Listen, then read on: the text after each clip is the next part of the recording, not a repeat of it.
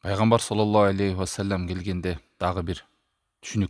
Ушунун артынан Меккенин мушриктери, капырлары пайгамбар алейхиссалату вассаламдын дааватына, чакырыгына, түз жолуна каршы чыгышкан. Ал шылтоолор эмне болгон?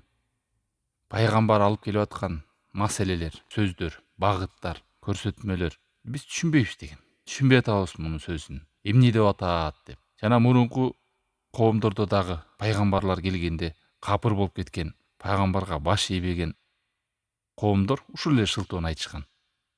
Мисалы Бакара сүрөсүнүн 88-аятында «Вакалу кулубуна гульфун». Алар айтышты, биздин жүрөгүбүз кулптанып калган. Мисалы Шуайбка коому болсо эмне деди? Худ сүрөсү 91-аят. Я Шуайбу ма нафкаху кафиру мимма такул. О Шуайб. Бул пайгамбардын аты. Биз түшүнбөй атабыз. Сен не деген гана көп сөздү айтып атасың, же болбосо көп нерсени биз түшүнбөй атабыз. Эмне деп сүйлөп атасың деген. Ошонун айынан биз түшүнбөй атабыз деген шылтоо менен пайгамбарлар алып келген чындыкты жалганга чыгарышкан. Анан булар шылтоо биздин жүрөгүбүз ачылбай калган, кулптанып калган деген ар кандай жесир түшүнүксүз сүйлөп атасыңар, силердин сөзүңөр оор экен. Мына ушундай шылтоолорду айтышкан. Бирок чындыгында бул эмес. Чындыгында булардын жүрөктөрү мөөрү басылып, пайгамбарларга капырчылык кылып, тоң моюндук кылып, баш ийбегендигинде келип чыккан. Ишенбегендигинде келип чыккан. Жүрөк ишенбегенден кийин албетте жүрөк мөөр басылат, кулптанат, көзү сокур болот, жүрөгү сезбейт, кулагы дүлүй болот, оозу дудук болот. Алла сактасын. Эми түшүндүрмөгө келели. Ошондой эле пайгамбар саллаллаху алейхи вассалам жөөттөрдө да чакырганда ушул сөздү айтышты. Кулубуна гульфун баллаанахумуллаху бикуфрихим факалилан ма юъминун. Биздин жүрөгүбүз кулптанып калган деди. Бирок чындыгында Аллах таалам аларды өзүнүн жакшылыгынан, ырайымынан айдады. Эмне үчүн десе, бикуфрихим, капырчылык кылгандыгы үчүн. Өздөрү капырчылык кылды, ошондойн жүрөктөрү кулптанды. Алардын азы гана ыйман келтиришти дейт. Мындайча айтканда, жүрөк кулптанган дегени пайгамбар саллаллаху алейхи вассаламдын сөздөрү алардын жүрөгүнө жетпейт. Бул сөздөр алардын жүрөгүндө түнөк таап, тынчтырыкта болбойт. Ал сөздөр аларды кайра кыжырына келтире тургандай болуп калат. Мына ушул нерсени алар далил катары, бир жүйө катары көрсөтү. Пайгамбарга эмнеге ишенбей койдуң? Эмнеге пайгамбарды жалганга чыгардың десе, биз түшүнбөй атабыз, жүрөгүбүз кабыл кылбай атат, түшүнүксүз сүйлөйт экен деген шылтоолорду айткан. Экинчи дагы маани бар дейт, жүрөктөрү кулп. Биз түшүнбөйбүз дегени бизде акыретке баруучу, бул дүйнөгө жашаганга жетиштүү илимибиз бар. Биз пайгамбардын сөзүнө муктаж эмеспиз. Бизге жетиштүү илим бар, биздин жүрөгүбүз илимге ансыз деле толгон деген түшүнүктө болгон үчүн пайгамбардын сөзүн кабыл кылган эмес дейт. Аллах сактасын. Эми булардын мындай шылтоолорду айткандыгынын чыныгы жүзү эмнеде? Чыныгы себеби эмнеде? Чыныгы себеби булардын ыйман келтирбей капырчылыкта болгондугу үчүн Алла таалам буларды лаанат кылып, өзүнүн ырайымынан айдады, алыстатты. Себеби булар чындыкты кабыл албайбыз деп ачык чечим чыгарган.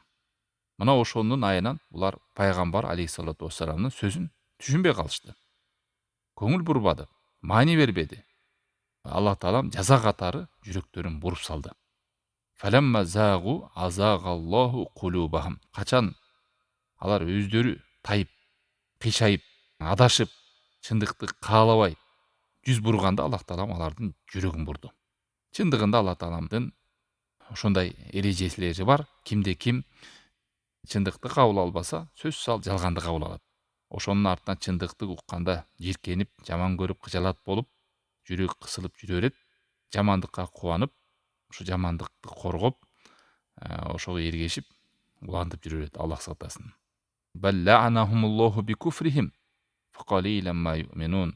Чындыгында Алла таалам аларды алыстатты ырайымынан, лаанат кылды. Эмнеге? Капырчылыгы себептүү, алардын азы гана ыйман келтиришет. Чындыгында адамдын жүрөгү Алла таалам мындай бир табиятынан чындыкты кабыл алууга, жакшылык менен жамандыкты аз да болсо өзүнүн табиятында айырмалоого, жакшылыкка бет алууга, жамандыкты мындай ал нерседен алыстоого ушундай бир табияты бар адамдын. Бирок булар капырчылык кылганда жүрөктөрү Аллах сактасын өзгөрдү. Кадимки мисалы кээ бир жерлерде эле болот. Жерди байкасаңыздар борпоң, топурак сонун эмне эксеңиз эгет. Бирок кээде ошол жерди да бузуп салса болот да. Бузуп салса, мисалы таштар, шагалдар, тикенектер өсүп, ар кандай жаман нерселер аралашып кете турган болсо өспөйт. Мына ошондой эле жүрөк дагы табиятынан таза, фитратта болот, бирок ошол жүрөктү булгап салат. Жүрөк таштай болуп калат. Ошол таш жерге эч нерсе өнбөгөндөй эле жүрөк дагы эч нерсени кабыл кылбай калат, Аллах сактасын. Мына эми бул пайгамбарлардын ар бир келгенде коомдо капыр болуп, коомундагы адамдар капыр болуп баш ийбегенин бирден бир дагы себеби ар кандай сөздөрдү айтып, каршы чыгып, биз сөзүн түшүнбөй атабыз, сөзү оор экен, түшүнүксүз сүйлөйт экен, мындай тигиндей. Мисалы Шуайб пайгамбар өтө сөзгө чечен, жеткиликтүү баяндаган пайгамбарлардын бири болгон. Бирок ошондой болсо дагы Худ сүрөсүнүн 91-аятында Алла Таала айтып атат. Эмне дешти? Алар айтып атат: "Колу я Шуайбу ма нафкаху кафира." Эй Шуайб, биз сенин сөзүң көбүн түшүнбөй атабыз. Эмне деп сүйлөп атасың? Биз сени алсыз катары көрүп атабыз.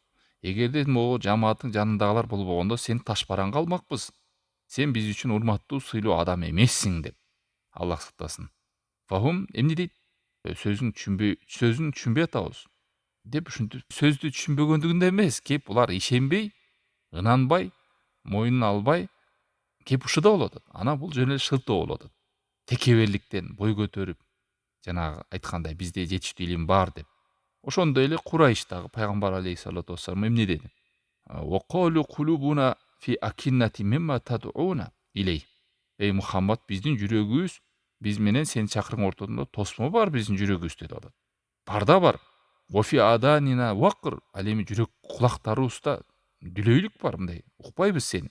Ва мин байнина ва байника хижаб. Ортобузда парда бар. Фа'мал иннана амилун. Сен өзүң ишин кыла бер, биз өзүбүздүн иш кыла беребиз.